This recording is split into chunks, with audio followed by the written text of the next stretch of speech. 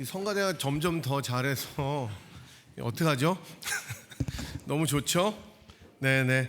옆에 계신 분들과 우리 반갑게 한번 인사하겠습니다. 먼저 반갑습니다. 잘 오셨습니다. 한번 인사하시고요.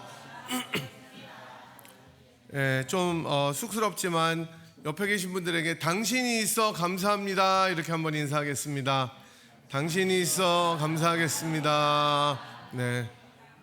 조선미 권사님밖에 없습니다. 지금 아무도 저한테는 안 하고, 네.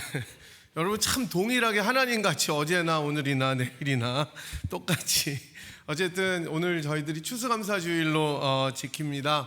한 해 많은 일들 가운데 우리 주목사님도 기도하셨지만 여러 일들을 저희들이 지나왔는데 하나님께서 저희들에게 은혜 주시고 돌보셨던 순간들을 기억하면서 우리들이 드릴 수 있는 가장 좋은 열매로 감사로 올려드리는 그런 주일입니다. 2025년은 이제 불과 한 달 정도밖에 남지가 않았습니다. 너무 빨리 지나가는데 그래도 한 해를 지나가면서 저희들에게 부어주셨던 주님의 긍휼하심과 사랑을 기억하고 돌아보는 오늘 하루가 되었으면 좋겠습니다. 또 다음 주는 저희들이 이제 실제로 추수감사절이라 이제 자녀들도 돌아오고 함께 모일 텐데 하나님의 은혜를 찬양하고 송축하는 시간 되었으면 좋겠고 저희들이 인사했던 것처럼 옆에 계신 우리 성도님들, 형제 자매들 주심도 너무너무 감사한 것 같습니다. 서로가 없었다면 이까지 저희가 올 수 없었을 것 같고 여러분 한 분 한 분이 정말 소중한 주님의 선물이고 주님의 은혜의 열매라는 것을 저희들이 기억할 수밖에 없는 것 같습니다. 저와 저희 집사람은 어제 비가 조금 오긴 했지만 필라 하프 마라톤을 다 완주했습니다. 지금 제가 잘 못 걷더라도 여러분께서 어디가 아픈 게 아니라 후유증인데 어제 저는 기록이 정말 좋았거든요. 근데 3마일 남겨놓고 내리막에서 쥐가 난 거예요. 그래서 저는 3마일을 걸어서 들어왔는데 야 인생 쉽지 않다. 이게 사람이 교만 어쩐지 너무 잘 뛰어지는 거여서 야 내가 이렇게 연습을 하는데도 재능이 있구나 그랬는데 웬걸요. 3마일 됐더니 다 할머니들이 다 저를 패스해서 지나가면서 에이 come on 막 이러는데 I can 그랬습니다. 어쨌든 그래도 다 완주해서 어제 되게 좋았어요. 작년에는 11,000명이 뛰었었는데 어제는 15,000명.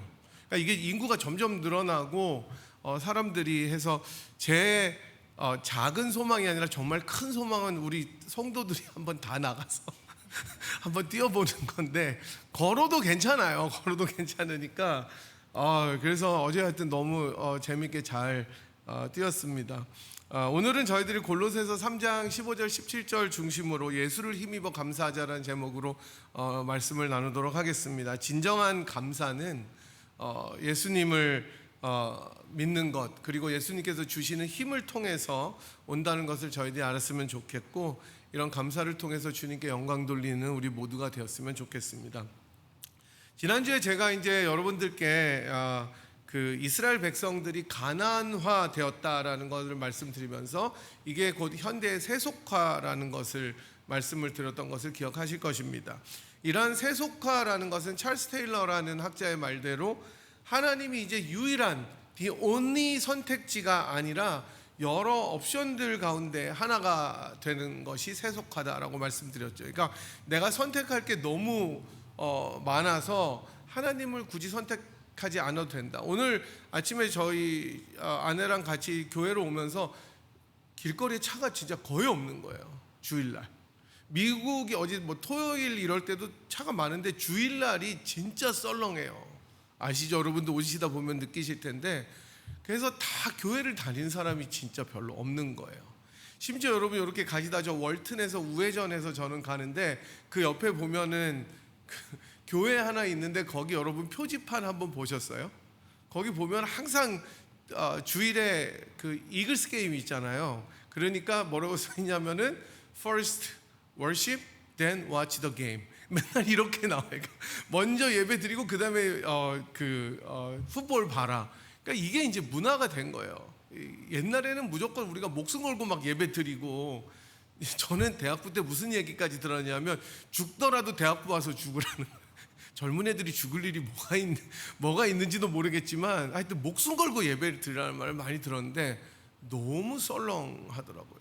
이 오는데 참 마음이 아팠었습니다. 어쨌든 이 세속화라는 게 계속 진행되고 있는데 이러한 연장선상에서 선택적 역설이라는 개념을 제가 좀 찾아보게 되었습니다. 미국의 베리 슈월츠라는 학자가 주장한 이 선택적 역설이라는 거는 책으로도 나왔는데 한마디로 말하면 선택해야 될 것들이 너무 많아지면 결정이 어려워진다는 거예요. 너무 당연한 거죠.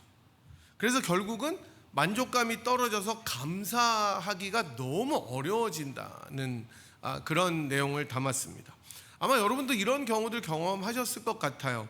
특별한 애니버서리나 기념일 같은 거를 우리들이 셀러브레이션 하기 위해서 이제 막 좋은 레스토랑을 검색할 때가 있죠. 근데 요즘에는 초이스들이 너무 많은 거예요. 옛날에는 없었어요.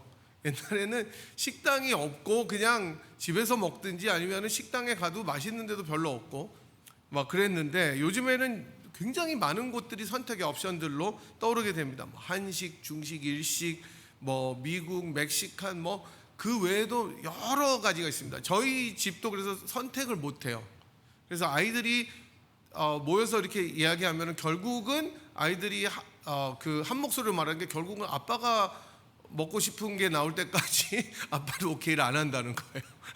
대부분 다 그럴 거예요. 이거 다 너무 이거 맛없어요. 그럼 아빠가 정해요. 그냥 이렇게 되는 거예요. 결국 아빠가 원하는 곳으로 가게 된다. 제가 그래서 친구 목사님들 물어봤더니 다 그렇대요. 이게 독재인가 싶기도 했습니다. 그래서 레스토랑을 검색할 때 보면 막 다 리뷰도 읽고 메뉴도 비교하고 예약을 해요. 예약을 하는데 기대치가 너무 높아져서 때로는 맛있는 식사가 상상 속에서만 있지 실제로 먹으면 별로 집에서 먹는 게 이게 최악이죠. 맛있게 먹으면 되는데 이게 뭐야 이거 이렇게 된다는 경우들이 있다는 거예요. 이게 선택적 역설이라는 거예요. 그래서 기대치가 내려가니까 이걸 이제 기대치의 에스컬레이션이라고도 부른다고 합니다. 또 다른 한 가지는 새롭게 이제 이렇게 출시되는 여러 제품들을 구매한다고 여러분이 상상해 보시면 매장에 딱 들어가니까 여러분 베스트바이 같은 데 가서도 고르려면은 요새는 물어봐야 되더라고요. 보니까 저 옛날에 다 찾아서 굉장히 빨리빨리 잘 사고 이렇게 했는데 요즘에 뭐가 뭔지를 모르겠어요. 너무 많은 거예요. 핸드폰도 그렇고 TV도 그렇고 컴퓨터도 그렇고 너무 옵션들이 많이 있습니다. 다양한 브랜드에 막 한 50가지 이렇게 모델이 진열되어 있는데 각 모델마다 다 독특해요. 기능, 사양, 스펙이죠. 가격대가 다 있기 때문에 가장 좋은 것을 고르려면 한 번에 못 고르고 지칩니다. 저도 그래서 저희 딸의 뭐를 재작년인가 사줄 때 한 이틀 걸렸던 것 같아요. 확신이 서지가 않는 거예요. 이게 사람 마음이 뭐냐면 이걸 샀는데 더 좋은 게 있으면 어떡하지? 라는 생각이 있죠. 옛날엔 더 좋은 게 없고 그냥 그걸 사면 됐었어요. 근데 지금은 이게 너무 옵션들이 많이 있습니다. 너무 많은 옵션이 이렇게 제시되면 사람은 압도감을 느껴서 결정을 내리는데 어렵고 그걸 사도 불안한 거예요. 감사가 안 나와요. 우리는 이렇게 모든 것이 풍족하고 선택이 많은 사회 속에서 살아가고 있습니다. 나에게 최적화되고 우리 가족에게 적합한 것들을 내가 고를 수가 있고 심지어 그것 때문에 행복한 비명이죠. 사실 이런 거는 그런 시대에 살고 있습니다. 그러나 이런 시대의 진정한 감사가 오히려 점점 어려워지는 거예요. 왜냐하면 내가 가진 것에 만족하기가 정말 어렵기 때문이에요. 또 다른 것이 그것을 대체할 수 있기 때문입니다. 그러나 이 선택과 기대치가 끝없이 올라간다는 것이 언제나 좋은 일은 아니라는 것을 우리들에게 이야기해 주죠. 바로 이런 상황 속에서 성경은 감사라는 것이 상황이 좋아진다고 저절로 솟아오르는 감정은 아니다라고 이야기를 합니다. 성경은 우리가 무엇을 선택하느냐가 삶의 중심이 아니라 하나님께서 우리들을 선택받은 존재라는 것을 깨달을 때, 그것을 기억할 때 진정한 감사가 나온다라고 이야기하는 거죠. 완전히 다른 디렉션인 거예요. 우리는 내가 제일 좋은 것을 선택해서 감사할 수 있다고 생각하지만 성경은 그게 아니라 하나님이 너희들을 선택했기 때문에 감사하라, 이렇게 역으로 이야기하고 있습니다. 그게 오늘 골로새 3장입니다. 바울은 먼저 감사하라는 명령이 3번 나오는데 이 하기 전에 제일 먼저 큰 전제를 이야기하는데 그게 뭐냐면 그리스도의 평강이 너희 마음을 다스리게 하라는 거예요. 감사라는 것은 의지의 결단만으로 되는 것이 아닙니다. 때로는 우리들이 그런 말 많이 들어보셨을 거예요. 의지적으로도 감사해라, 뭐 이런 말 많이 들어보셨을 거예요. 근데 그것도 필요합니다. 근데 그거는 every time 되는 게 아니에요. 그런 것뿐만이 아니라 내 마음을 무엇이 지배하느냐에 따라서 감사가 달려있다고 성경은 말합니다. 그래서 성경은 매일 제일 먼저 마음의 자리를 이야기합니다. 지금 내 마음을 다스리는 것이 무엇인가? 비교인가? 불안인가? 더 많은 것을 가져야 된다는 압박인가? 아니면 그리스도의 평강인가? 바울이 말하는 이 그리스도의 평강이라는 것은 단순히 마음이 편안해서 아무것도 문제가 없는 심리적인 상태가 아니라 그리스도께서 십자가를 통해서 이루신 화해와 하나님과의 화목함이 주는 영적인 안정감입니다. 그래서 흔들리지 않는 중심을 이야기합니다. 이 평강이 우리들 마음속에 자리를 잡을 때 우리는 이 세상을 바라볼 때 세상이 덜 흔들려요. 여러분, 마음이 불안하면 세상이 흔들려 보입니다. 막 이렇게 쉐이키한 것 같아요. 뭔가 힘들어요. 근데 내 마음이 확고하면 세상이 안정되어 보입니다. 이게 주님께서 주시는 평강이에요. 그래서 이미 받은 은혜를 다시 볼 수 있도록 해주는 게 그리스도의 평강입니다. 감사가 이때부터 서서히 열리게 되는 거예요. 그래서 바울은 감사로 바로 건너뛰지 않고 먼저 마음을 다스리는 그 주권을 그리스도께 넘기라고 이야기를 합니다. 그러니까 때로는 여러분 감정이 도움이 되지 않을 때가 있어요. 그러니까 이게 되게 중요한 건 성경은 약속이잖아요. 성경의 말씀은 약속이고 객관적이에요. 그러니까 우리들이 사실은 어떻게 생각하든지 간에 성경에 나오는 말씀은 그대로 이루어지고 진리인 약속입니다. 근데 때로는 우리들은 우리들의 감정 때문에 그 약속을 잊어버릴 때가 너무나 많이 있는 거죠. 내가 그렇게 필링하지 않기 때문에. 그러나 그렇지 않다는 거예요. 주권을 주님께 넘기라는 겁니다. 이 말은 감사가 단독으로 존재하는 어떤 덕목이 아니라 그리스도 안에서 주어진 평강이 우리 마음속에 깊이 자리 잡을 때 자연스럽게 흘러나오는 열매라는 것입니다. 그래서 여기에 초점은 감사로 바로 점프하라는 것이 아니라 왜 감사가 우리들 마음에 다시 일어날 수 있는지를 천천히 되짚어 보라는 거예요. 여러분, 우리들의 마음속에는 여전히 불안도 있습니다. 저 어제 뛰기 전에 미끄러질까 봐 불안했어요. 신발이 다 젖었어요. 일단 비가 오니까 좋지 않더라고요. 여기 가다가 넘어지면 어떡하지? 또 저희 아내는 환자잖아요, 살짝. 그러니까 이게 언제 들어올지도 모르겠는데 어쨌든 들어오긴 들어오더라, 기적적으로. 들어오더라. 들어와서 막 울컥울컥 하더니 갑자기 배고프다고. 네. 뛰니까 다 이게 에너지가 아웃된 거예요. 어쨌든 불안도 있고 선택의 압박도 있고 세속화의 물결도 있습니다. 그런데 그 모든 것을 이기는 능력은 상황이 better해져서 좋아지는 데서 오지 않고 마음의 주권을 그리스도께 드릴 때 생긴다는 것입니다. 그래서 바울은 15절에서 평강을 먼저 이야기하고 나서 16절에서 풍성하게 말씀으로 살아야 되는 것, 17절에서 감사의 삶으로 살아야 되는 것을 이야기하는 것입니다. 감사는 마지막에 등장하지만 이거는 그냥 가벼운 끝맺음이 아니라 그리스도 평강이 우리 안에 자리 잡을 때 맺게 되는 가장 귀한 열매가 바로 감사라는 것입니다. 이러한 평강은 우리들이 잘 아는 샬롬입니다. 샬롬. 하나님께서 이 세상을 창조하실 때 존재했던 그 완전한 평화와 안식이 평강의 상태가 샬롬입니다. 인간의 죄악으로 인해서 깨어지고 균열된 이 샬롬은 예수님의 죽으심과 부활하심으로 하나님께서 완전히 회복시키신 평강이 되었죠. 그래서 이 샬롬은 주님께서 마지막에 오시는 그날에 완벽하게 완성될 것이지만 우리는 주님께서 회복하신 그 샬롬으로 살아갈 수 있는 존재가 된 것입니다. 그래서 바울은 그리스도의 평강, 이 샬롬이 너의 마음을 주장하게 하라라고 권면하는 거예요. 모든 것이 하나님 앞에서 선하신 뜻과 기쁘신 은혜 가운데 본래의 모습으로 되돌아간 샬롬으로 우리들의 마음을 주장하라는 것입니다. 그래서 예수님께서도 얘기하셨죠. 내가 주는 평강은 이 세상이 주는 것과 같지 않다. 세상을 이기는 평강이다. 이렇게 이야기하신 것입니다. 이 말은 아까 말씀드린 것처럼 내가 선택의 기준이 되는 것이 아니라 나의 감정이나 마음이 모든 것의 센터가 되는 것이 아니라 하나님께서 그리스도를 통해서 허락하신 평강이 선택의 기준이 된다는 것입니다. 이 그리스도의 평강이 여러분 마음을 주장하게 하라는 것입니다. 이것은 마음이 고요한 정도가 아니라 우리의 선택과 반응과 삶의 방향을 결정하는 중심의 그 자리에 예수님의 은혜가 앉아 계시는 것을 의미합니다. 예를 들면 이런 거예요. 그러니까 어떤 상황에서 내가 되게 억울한 일을 당했어요. 열받아요. 열받죠, 여러분? 특히 저같이 성질 급한 사람은 요즘에 조금 목회하고 좀 캄다운이 되는 것 같아요. 그래도 하나님의 은혜로.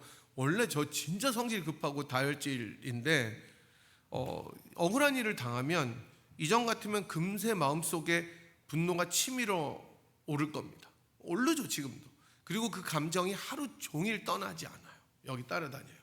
일을 할 때나 책을 볼 때나 사람을 만날 때에도 문득 그 감정이 나를 지배하게 됩니다. 그리고 사람들과의 관계를 흔들어 버리는 거예요. 좋게 안 나와요. 그러나 그리스도의 평강이 마음을 주장하면 내 감정이 먼저 반응하지 않고 십자가에서 이미 나를 위해서 주님께서 이루어주신 샬롬이 먼저 생각 속으로 들어오게 되는 겁니다.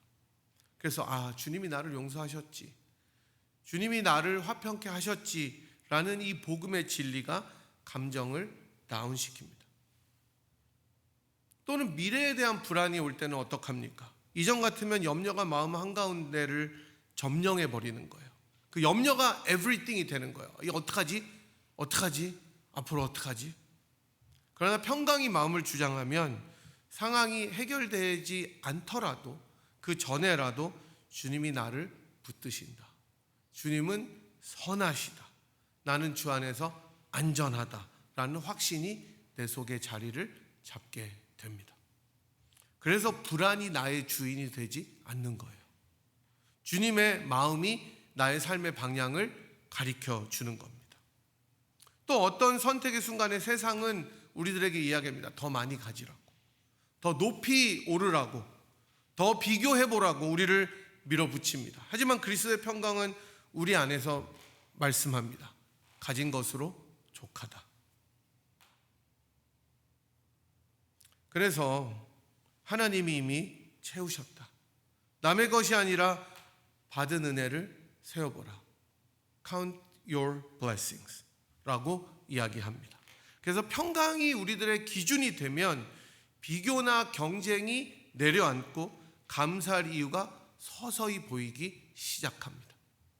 마음이 복잡하고 흔들릴 때에도 주님의 평강이 주장하는 사람은 상황보다 은혜를 먼저 생각하게 됩니다. 문제보다 주님의 주권을 먼저 의지합니다. 손해를 보기 싫고 인정받지 못해서 억울한 순간에도 주님이 나를 아신다라는 확신이 그 마음을 붙들어 줍니다. 이렇게 평강이 마음을 주장할 때 우리들은 세상을 바라보는 눈이 달라지게 됩니다. 사람을 대하는 태도가 부드러워지게 됩니다. 이미 받은 은혜를 더 선명하게 드러내는 사람이 됩니다. 그래서 바울은 감사라고 명령하기 전에 이 평강이 마음을 다스리게 하라고 이야기하는 거예요. 감사는 여러분 상황이 좋아서 생기는 감정이 아니라 그리스도의 평강이 마음의 중심을 차지할 때 흘러나오는 영적인 반응인 것을 믿으시기 바랍니다. 그렇기 때문에 바울은 15절 마지막에서 너희는 감사하는 사람이 되라고 덧붙입니다.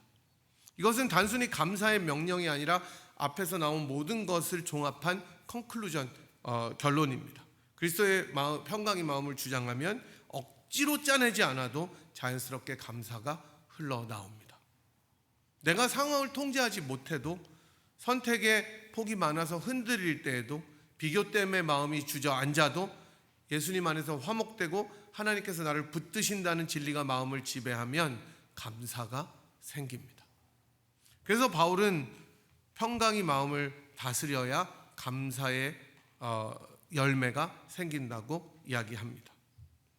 그래서 이 16절과 17절에서 더 풍성한 말씀과 찬양의 삶이 감사를 통해서 이어지게 된다는 것을 이야기하는 거예요.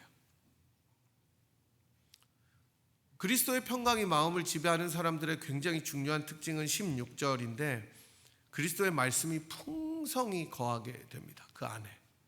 많은 그리스도인들이 말씀을 풍성히 묵상하고 누리지 못하는 가장 큰 이유는 마음의 여유가 없기 때문입니다. 이게 너무 중요한 사실이에요.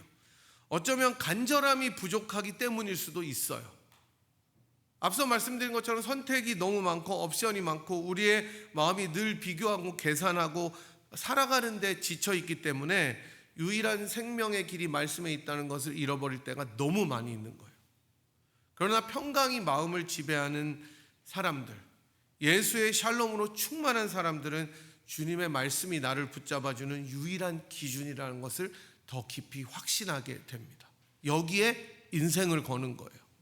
여러분 한번 생각해 보십시오. 여러분들이 하나님의 말씀에 인생을 걸었던 적이 몇 번이나 있으신지. 이게 내 유일한 삶의 길이고 이게 내 진리라고 생각하면서 내가 이 말씀이 없이는 한 발도 나아갈 수 없다고 고백했던 적이 인생에 몇 번이나 있는지를 기억해 보십시오. 말씀은 단지 읽는 것이 아니라 자신을 세우는 일입니다.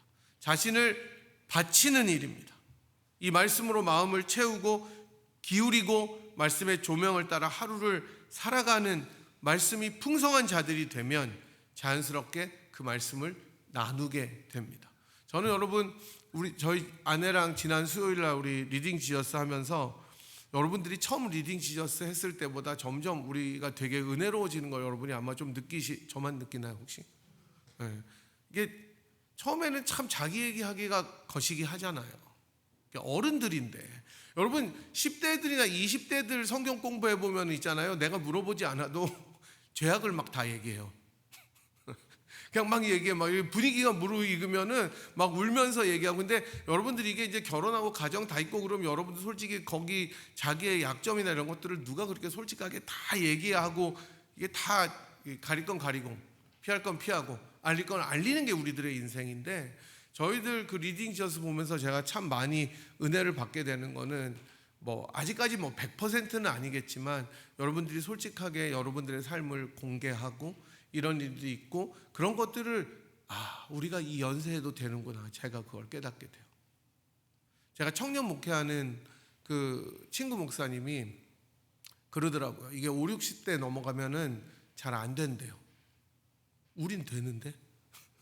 저희는 되더라고요. 저는 근데 거의 모든 사람이 그렇게 얘기해요. 이 소그룹이나 이 셀그룹에서 나누는 게 의미가 없다. 안 변한다. 그래요. 그 목사님들의 고백이에요, 진짜. 근데 우린 되는데?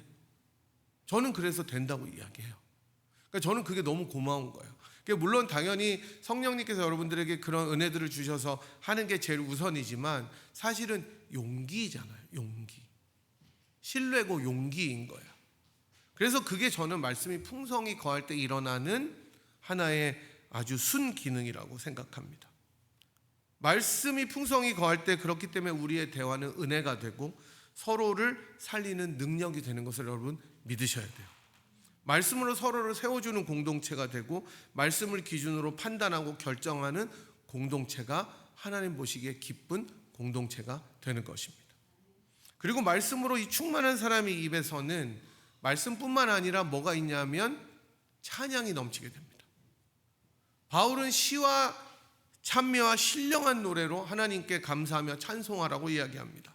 이거는 단순히 그냥 찬양을 많이 하라는 뜻이 아니겠죠. 마음이 은혜로 충만하면 콧노래가 나오게 됩니다. 여러분 신나는 일 있으면 여러분 막 감격해서 눈물도 흘리지만 흥얼흥얼 신나면은 여러분 사람이 자기도 모르게 콧노래를 부르게 됩니다. 저 푸른 초원이 그거 아니고 그림 같은 집을 짓고 아니고 뭐예요? 시와 찬미와 신령한 노래들로 하나님께 찬양한다는 것입니다. 그래서 찬양은 억지로 짜낼 수가 없어요. 하나님의 은혜를 체험하고 평강을 누리는 사람들이 하나님께 올려드리는 고백이 찬양이기 때문입니다. 여러분, 그래서 우리 찬양대 왜 짱짱합니까? 목소리가 좋아서 그런 것도 있어요, 분명히. 그리고 여기 잘 울려서 그런 것도 있어요. 반주가 좋아서 그런 것도 있어요. 그러나 여러분, 한 명 한 명의 마음속에 은혜가 충만하기 때문에 그 찬양이 하나가 돼서 울려 퍼지는 것입니다. 찬양은 그렇기 때문에 감사의 다른 표현이에요. 감사가 있는 곳에 찬양이 있고 찬양이 있는 곳에 감사가 있습니다. 이제 17절에서 바울은 마지막 명령을 하는데 17절 같이 한번 읽어보도록 하겠습니다. 시작. 무엇을 하든지 말에나 일에나 다 주 예수의 이름으로 하고 그를 힘입어 하나님 아버지께 감사하라. 이게 오늘의 클라이막스이고 결론입니다. 바울은 감사가 그냥 예배 시간에 드리거나 우리들의 기도 시간에 그냥 습관처럼 드리는 감정이 아니라 우리들의 모든 말과 행동의 동기와 목적과 방향이 되어야 된다고 이야기합니다. 무엇을 하든지 우리의 큰 일이든 작은 일이든 일상이든 관계든 직장이든 자녀를 양육하는 것이든지 결정하든지 선택하든지 대화와 모든 것에서 예수님의 이름이 기준이 되어야 된다는 것입니다. 주 예수의 이름으로 한다는 것은 예수님의 성품과 그분의 뜻을 기준으로 삼는 것입니다. 예수님을 대표한다는 의미도 담고 있어요. 예수님의 이름으로 말하고 행동하는 사람은 뭐예요? 그 예수님을 드러내는 것이기 때문입니다. 예수님이 나를 통해 어떤 모습을 드러내기를 원하는지를 생각하고 행동해야 되는 거예요. 그래서 그를 힘입어라고 이야기합니다. 이거는 그냥 예수님의 이름으로 기도합니다 할 때처럼 덧붙이는 것이 아니라 주님께 붙들려서 예수님의 능력 때문에, 예수님 때문에 가능하다는 삶의 고백입니다. 우리의 감사도 우리들의 힘으로 되는 것이 아니라 그렇기 때문에 예수님을 힘입을 때 가능한 것입니다. 우리의 섬김도 그렇고 헌신도 그렇고 인내도 사랑도 우리들의 모든 삶이 예수님 안에서 가능하기 때문입니다. 그래서 바울은 마지막에 이 예수를 힘입어 하나님께 감사하라라고 이야기하는 거죠. 감사는 시작도 예수님이고 그 과정도 예수님의 은혜가 만들어내고 마지막 결론도 예수를 힘입어 하나님께 드리는 것입니다. 이것이 추수감사절에 우리가 붙들어야 될 감사의 비밀입니다. 우리는 선택이 너무 많아서 감사하기 어려운 시대에 살고 있지만 감사의 열쇠는 선택의 폭이 좁아지거나 상황이 나아지는 데 있는 것이 아니라 주님께 우리들의 마음을 드리고 그리스도를 힘입는 데 있는 것입니다. 그 주님의 은혜를 생각하면 감사하지 않을 수가 없어요. 나 같은 죄인을 위해서, 우리가 찬송가에서는 이 벌레만도 못한 죄인을 위해서 주께서 찾아오셔서 죽으시고 살아나신 그 은혜를 생각하면 어떻게 감사하지 않을 수가 있겠습니까? 그 평강이 우리들을 다스리도록 우리들의 마음을 드리고, 그러면 찬양이 흘러나오고 말씀으로 채워지고 결국 감사가 우리들을 이끌어내게 됩니다. 이 감사는 그래서 억지로 짜내는 감정이 아니라 은혜로부터 펑펑 흘러나오는 삶의 고백임을 믿으시기 바랍니다. 예수님이 계시기 때문에, 예수님이 나를 붙드시고 계시기 때문에, 나를 인도해 오셨기 때문에 감사할 수 있는 거예요.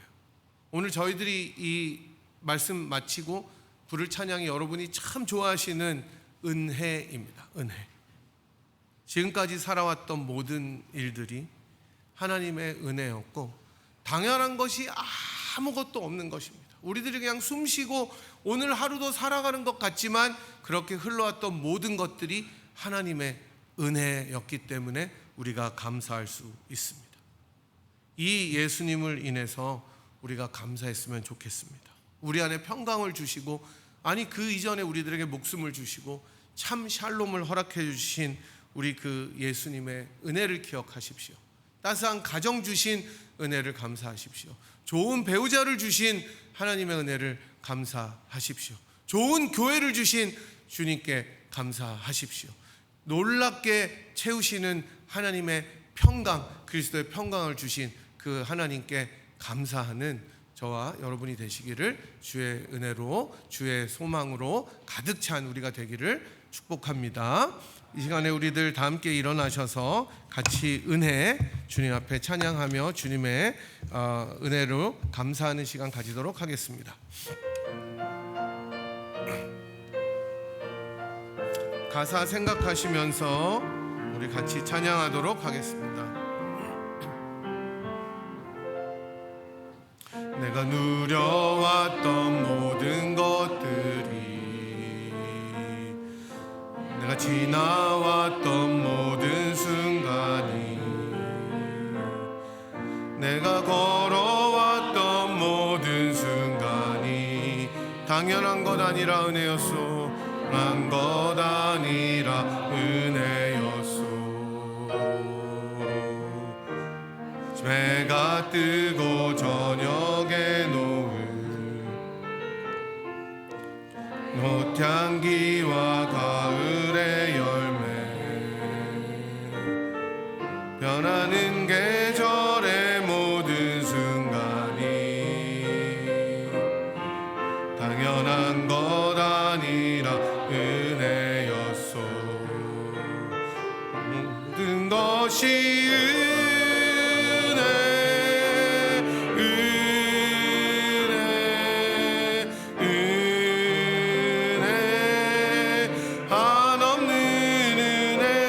내 삶에 당연한 것 하나도 없었던 것을 모든 은혜였소. 2절 하겠습니다. 내가 이 땅에 태어나 사는 것, 이 땅에 태어나 사는 것,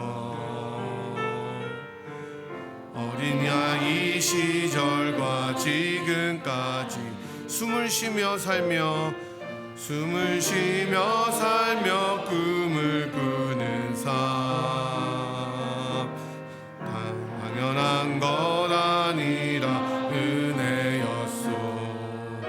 내가 하나님의 자녀로 살며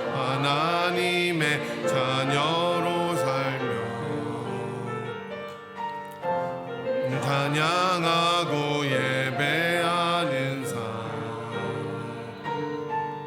복음을 전할 수 있는 축복이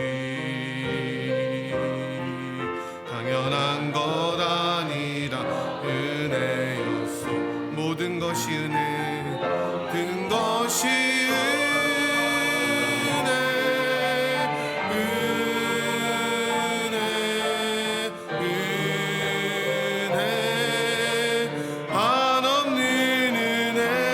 내 삶에 당연한 것 하나도 없었던 것을 모든 것이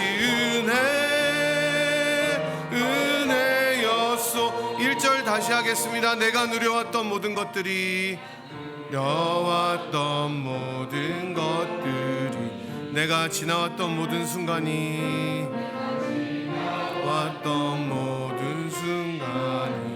내가 걸어왔던 모든 순간이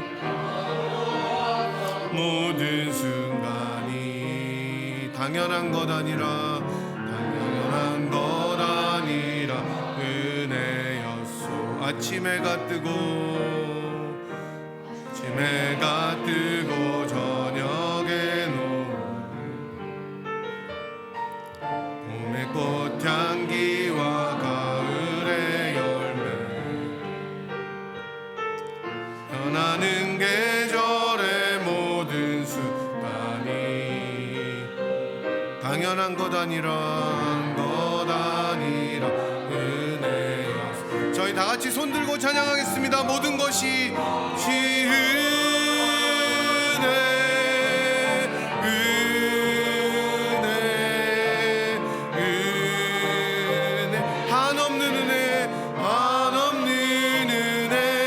내 삶에 당연한 것 하나도 없었던 것을 모든 것이 은혜였소. 모든 것이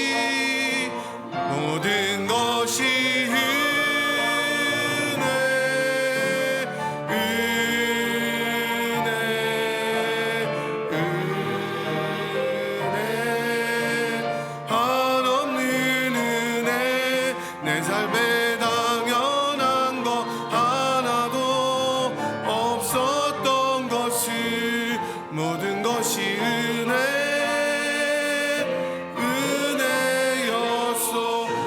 번만 더 찬양합니다. 모든 것이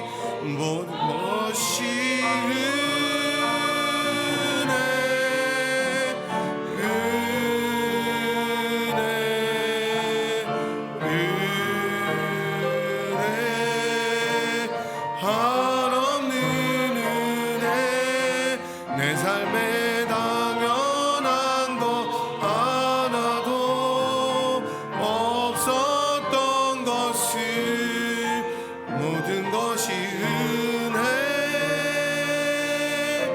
은혜였소.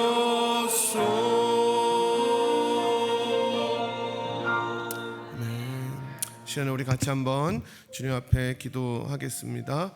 우리 들었던 말씀처럼 또 부른 찬양처럼 내가 누려오고 지나왔던 모든 순간이, 걸어왔던 모든 순간이 2025년뿐만 아니라 우리들의 인생을 돌아보면 당연한 것 하나도 없고 주님의 은혜였음을 고백할 수밖에 없습니다. 어쩌면 우리가 일상으로 너무 당연하게 생각하고 지나갔던 아침 해와 저녁의 노을도 또 계절의 모든 순간도 당연한 것이 아니라 은혜였고, 오늘을 살아갈 수 있는 이 순간도 주님의 은혜라는 것을 기억할 수밖에 없습니다. 여러분, 우리 감사했으면 좋겠어요. 주님 앞에 하나님 2025년뿐만 아니라 나의 인생을 주인이 되셔서 지켜주신 하나님의 은혜에 감사합니다. 앞으로 남은 인생 주님께 더 좋은 것을 드리며 감사하는 인생 되겠습니다. 결단하시고 그리스도의 평강이 늘 우리 마음을 지켜서 감사하는 인생 되게 인도하여 주세요. 그리고 우리들의 가정과 자녀들도 그런 은혜 속에, 감사 속에 거할 수 있는 그런 자녀와 가정이 될 수 있도록 인도하시고, 그런 교회가 되어서 모든 것이 주님의 은혜였다는 것을 고백하는 저희들의 공동체가 되게 하여 주시옵소서. 우리 시간에 주님 앞에 감사와 또 결단의 기도 주님 한번 크게 부르고 주님 앞에 기도하도록 하겠습니다. 주여! 아버지 하나님, 우리들이 돌아보면 정말 감사밖에 없습니다. 모든 것이 당연한 것이 하나도 없고 주님의 은혜와 주님의 자비하심 때문에 저희들이 이까지 달려온 것을 기억합니다. 우리들의 힘으로 온 것이 아무것도 없고 주님의 사랑과 인도하심과 긍휼하심밖에 없음을 기억합니다. 그리스도의 평강이 우리들의 마음을 주장하게 도와주셔서 그런 감사로 나가게 도와주시고, 아버지 그 내 삶에 당연한 것 하나도 없는 것임을 주 앞에 고백하며 나아가는 우리 성도들에게 하나님의 은혜를 더하여 주시고 그들의 가정을 붙들어 주시고 내 삶에 당연한 것 하나도 없다는 것을 고백하며 주님 앞에 더 큰 감사와 영광을 드리며 나가는 저희들이 될 수 있도록 하나님 인도하여 주시기를 원하오니 저희들을 주님이 붙들어 주시고 인도하여 주시옵소서.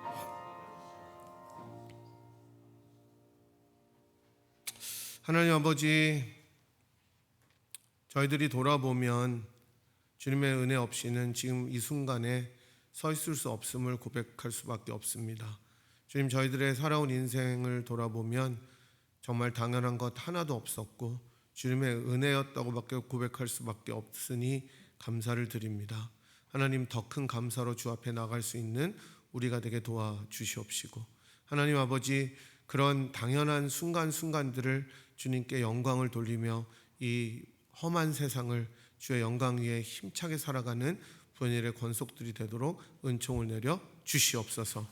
지금은 우리를 위하여 자기의 몸을 찢어 피와 물을 쏟으시고 우리를 그리스도의 평강으로 지키시기를 원하는 우리 구주 예수 그리스도의 무한하신 은혜와 그 아들을 아끼지 아니하시고 우리를 위하여 기꺼이 내어주신 하나님 아버지의 극진하신 사랑하심과 성령 하나님의 위로교통 충만하심이 그리스도의 평강이 우리 마음을 지키도록 은혜를 사모하며 그 은혜 속으로 더 깊이 들어가며 우리가 지나온 모든 것들이 당연한 것 아니라 주의 은혜였음을 기억하고 감사하며 추수감사주일께 주께 영광 돌리기로 영광 돌리며 나아가는 이 자리에 함께한 주의 백성들 한 분 한 분 머리 위에와 그들의 가정과 생업과 터전 위에, 그리고 무엇보다 사랑하는 분이엘 제단 위에 지금부터 영원토록 함께 하시기를 간절히 축원하옵나이다. 아멘.